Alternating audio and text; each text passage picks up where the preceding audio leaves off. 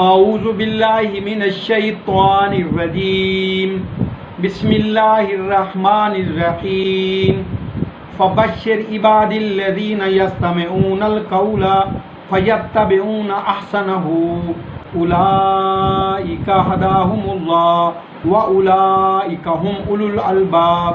سامعین گرامی، سورہ مبارکہ زمر کی 18ویں آیت سماعت کے لیے ہدیہ ہے۔ ارشاد خداوندی ہے، بشارت دو میرے ان بندوں کو جو ہر بات کان لگا کے سنتے ہیں اور پیروی اس کے کرتے ہیں جو سب سے زیادہ اچھی ہوتی ہے۔ یہی لوگ اللہ کی طرف سے ہدایت یافتہ ہیں اور یہی لوگ صاحبان عقل ہیں۔ دین کا تعلق عقل سے ہے تو بھائیو، ہمارے اوپر انگشت نمائی کیوں ہوتی ہے؟ یہ ہمارے خلاف کتابیں کیوں لکھی جاتی ہیں؟ اس کا جو اصل سبب میں آپ کے طالب علم کی حیثیت سے پیش کرنا چاہتا ہوں کہ اگر ہم سیرت جناب ابو طالب سے لیتے، جناب ختیجہ طاہرہ سے لیتے، سیدہ فاطمہ الزہرا سے لیتے، مولا امیر المومنین سے لیتے، امام حسن مجتبیٰ سے لیتے، تو کم از کم یہ جو خبیث لوگ جو ہمارے اسلام کو بدنام کرتے ہیں، ہمارے آقا کی عصمت پر حملہ نہ کرتے۔ ہمارے پروگراموں کا مقصد کوئی نہ شہرت ہے، صرف اپنی آخرت کی بقا کی خاطر اور ملک میں فرقہ واری کو ختم کرنے کی خاطر اور علماء کو یکجا کرنے کی خاطر۔ نہ کسی کی دل آزاری ہے، نہ مذہب اجازت دیتا ہے، نہ ملکی قوانین اجازت دیتے ہیں۔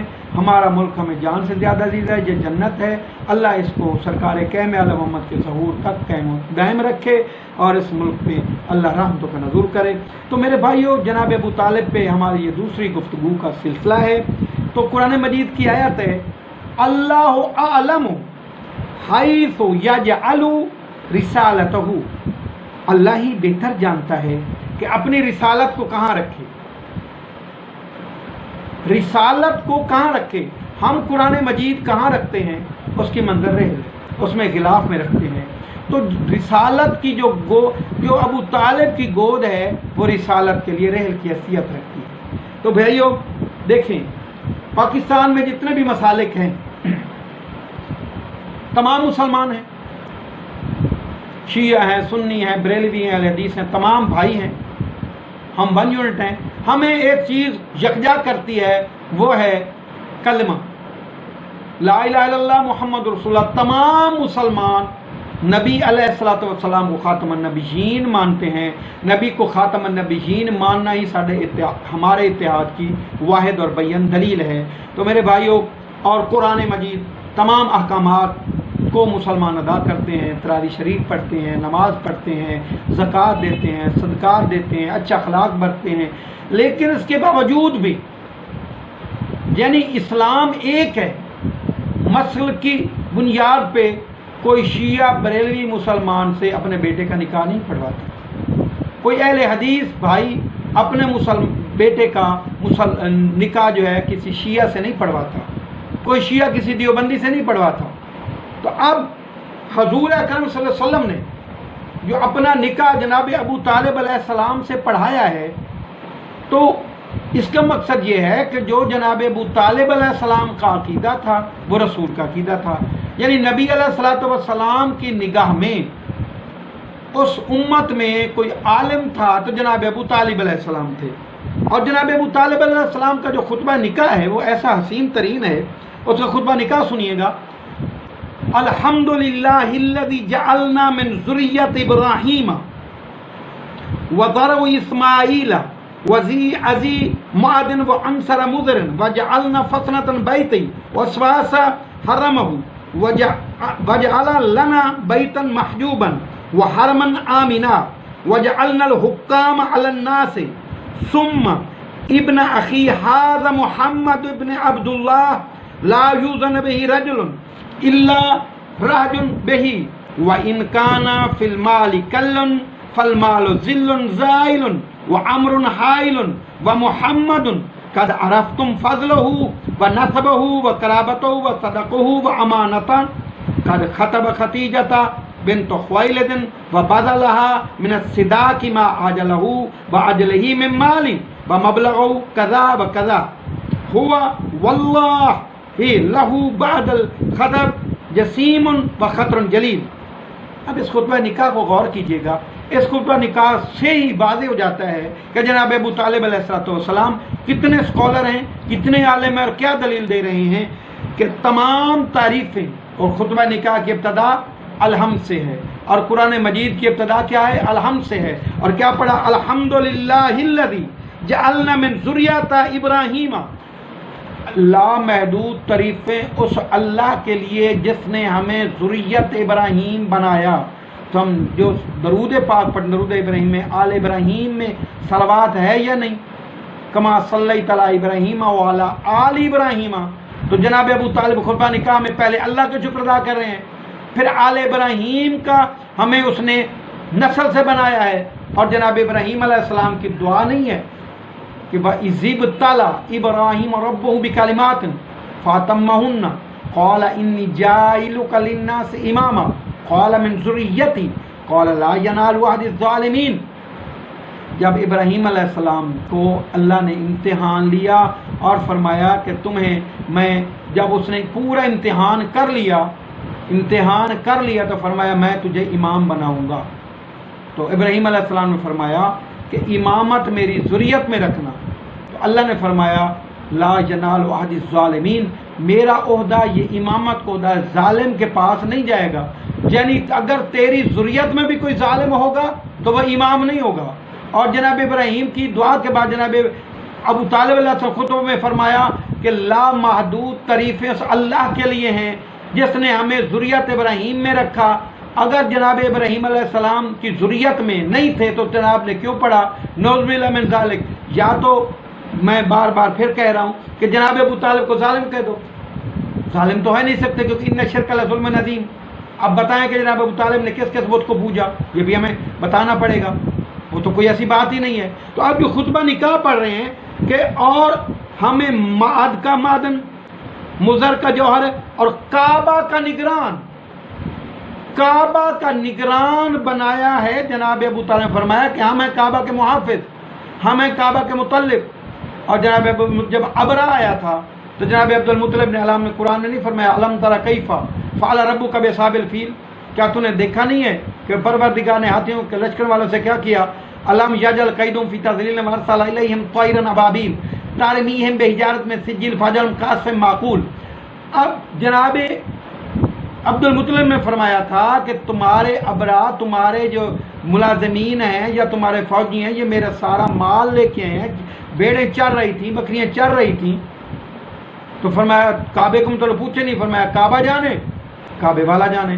जनाब अब्दुल मुत्तलिब का ये कहना कि काबा जाने और काबा का वारिस जाने, उस वक्त ये दलील है कि जनाब अब्दुल मुत्तलिब भी तौहीद परस्त थे और उनका तौहीद पे कामिल इत्तेमाद था। और कुरान मजीद में क्या है? वतक़ल्लुबका फ़िस्साजिदीन, मेरा महबूब मैंने तुझे सजदा करने वालों में रखा, तेरा नूर मुक़द्दस सजदा करने वालों में रखा, सजदीन में रखा है। तो अब जनाब अबू तालिब ने फरमाया ऐसा हरम जो हर पनाह लेने वाले के लिए जाए नमान है। जनाब अबू तालिब ने खुतबा निकाह में क्या पढ़ा कि काबा जो है अमन का मरकज़ है। और कुरान मजीद में क्या है? इन्ना अव्वल बैतिन वुज़िअ लिन्नासि लल्लज़ी बिबक्कत मुबारकम व हुदल लिल आलमीन फ़ीहि आयातुन बय्यिनात मक़ाम इब्राहीम वमन दख़लहु काना आमिना। पहला घर बक्का यानी रोने वाली जगह पे बनाया, वोज़िया बनाया गया, जोएला नहीं है, वोज़िया बनाया गया। मक्का बेबक्कत मुबारकन जो बरकत है, बहुदल लिल आलमीन जो आलमीन को हिदायत करता है। फ़ी आयतुन बय्यिनात, इसमें रोशन आयतें हैं। मन दाखलहू कान आमिना, जो इसमें दाखिल हो गया उसे अमन मिल गया। तो पूरी कायनात में जो काबे के मुहाफिज हैं उन्होंने क्या किया? जनाब अबू तालिब ने फरमाया कि काबा है अमन की जगह। और इमाम हुसैन अलैहिस्सलाम ने इसलिए हज मुनफरदा अदा किया और उम्रा मुनफरदा अदा करके हज को तर्क करके छोड़ के आए ताकि काबे की हुर्मत बरकरार रहे। उम्रा मुनफरदा अदा करने के बाद हज करना था ताकि काबे की हुर्मत बचाने के लिए इमाम हुसैन अलैहिस्सलाम ने हज को तर्क किया, अल्लाह की अजमत को बचाने के लिए करबला का सफ़र किया। और हमें वजअलना हुक्कामन अलन्नास, ہمیں لوگوں پر حاکم بنایا، ہم ہیں حاکم،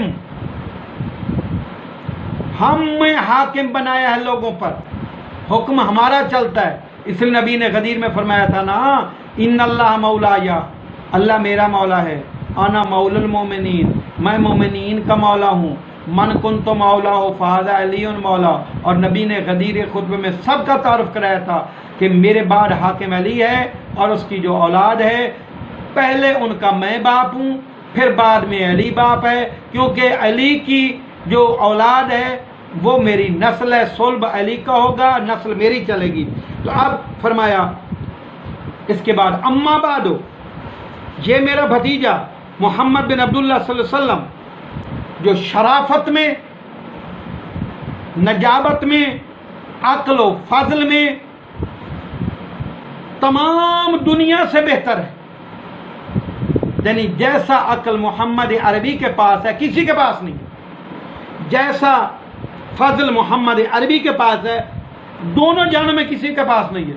جناب ابو طالب نے جو اعلان کیا، قرآن نے اس کی تصدیق کی ہے کہ اللہ نے فرمایا کان علیہ کا فضل اللہ کبیرہ، تیرے پر اللہ کا بڑا فضل ہے۔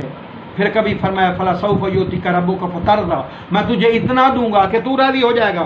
جناب ابو طالب نے فرمایا شرافت کے لحاظ سے، جب شرافت کی باری آئی تو اللہ نے سورۃ یونس میں فرمایا وما تکون فی شان ما تتلو منہ من قرآن ولا تعلمون من عمل الا كنا علیکم شہودا تفیضون فیہ، میرا محبوب تو سوئے تو میں دیکھوں، میں جاگے تو میں دیکھوں، تو اٹھے تو میں دیکھوں۔ اور پھر عقل کی باری آئی تو فرمایا وما ینطق عن الہوی ان ہوا الا وحی یوحی۔ جناب ابو طالب نے پہلے ہی تصدیق کر دی کہ جتنا عقیل میرا مصطفیٰ ہے کائنات میں کوئی نہیں، اور جتنا فضل والا میرا مصطفیٰ ہے، کتنا بڑا فضل ہے، وما ارسلناک الا رحمۃ للعالمین۔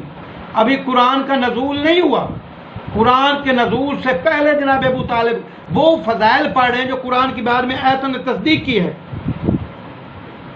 آگے فرمایا اس کا مقابلہ قریش کے جس جوان سے بھی کرو گے تو سب سے بہتر میرا مصطفیٰ ہوگا۔ اس لیے فرمایا تھا ھذا اخی محمد بن عبداللہ لا یوزن بہ رجل، لا یوزن، اس کا وزن کرو تو اس کے وزن کا کوئی مقابلے کا ہے ہی نہیں۔ اب یہ کس نے فرمایا؟ جناب ابو طالب نے، کہ لا یوزن بہ رجل، اس کے ساتھ کسی مرد کا کوئی وزن نہیں کیا جا سکتا، محمد عربی کو کسی مرد کے ساتھ تولا نہیں جا سکتا۔ تو پھر ابو طالب نے فضائل پڑھے مصطفیٰ کے، اور پھر حل جزاء الاحسان الا الاحسان، اور نبی نے فرمایا جبریل کو بھیجا جنگ احد میں، جب نبی علیہ الصلوۃ والسلام کو چھوڑ کر دنیا چلی گئی تو جب علی علیہ السلام لڑتے رہے، کسی حدیث میں علی علیہ السلام کو 1000 زخم آئے، کسی نے کہا بہت سے زخم آئے، کسی نے کہا 900 زخم آئے، سب نے کہا، تو کسی نے کہا 80 زخم آئے۔ اور مولا امیر المومنین جب علی زخمی عالم میں لڑتے رہے تو اللہ نے جبریل نازل کیا، فرمایا لا فتح الا علی لا سیفا الا ذوالفقار۔ ادھر سرکار ابو طالب نے فرمایا کہ لا یوزن بہ رجل الا رہجن بہ وَإِنْ كَانَ فِي الْمَالِ قَلٌّ، اگرچہ اس کے پاس مال کی کمی ہے بظاہراً، یعنی جناب خدیجہ الکبریٰ تو ایک کمپنی کی مالک تھی اور اس کی پوری کمپنی شام میں چلتی رہتی تھی، لیکن جناب ابو نے فرمایا کبھی مال میں نہ تولنا، فالمال ظل زائل، مال تو زائل ہونے والا سایہ ہے، دولت تو ڈلتی بڑھتی چھاؤں ہے۔ اب باپ نے جو کہا کہ مال تو ایک سایہ ہے، تو میرے مولا نے باپ کی ترجمانی کیسے کی، رضین القسمت الجبار فینا، ہم اللہ کی رب کی تقسیم پہ راضی ہیں، لنا علم مالی وللجہال مالو للأعداء مالو، ہمارے دشمنوں کے لیے اللہ نے ان کو مال دیا ہے، وامر حائل، اور میرے مولا نے فرمایا جناب ابو طالب خطبہ نکاح میں کہ سنو یہ جو ڈھلتا ہوا سایہ ہے اور ایک ایسی گھاٹی ہے جو ختم ہو جانے والی ہے، اور وَمُحَمَّدٌ قَدْ عَرِفْتُمْ فَضْلُهُ، تم جانتے ہو میرے مصطفیٰ کا فضیلتیں، وَنَسَبَهُ، اس کا نسب کتنا بلند ہے، وَقَرَابَتَهُ، اور اس کی قرابت کتنی بلند ہے، وَصَدَقَهُ وَأَمَانَةً، یہ صدیق، یہ امین، یہ کریم، یہ بلند نسب، اتنا بلند، اخلاق بلند، کردار بلند، ذات بلند، صفات بلند۔ پھر فرمایا وَبَذَلَ لَهَا وقد خطب خدیجۃ بنت خویلد بذل لها من الصداق ما عجلہ.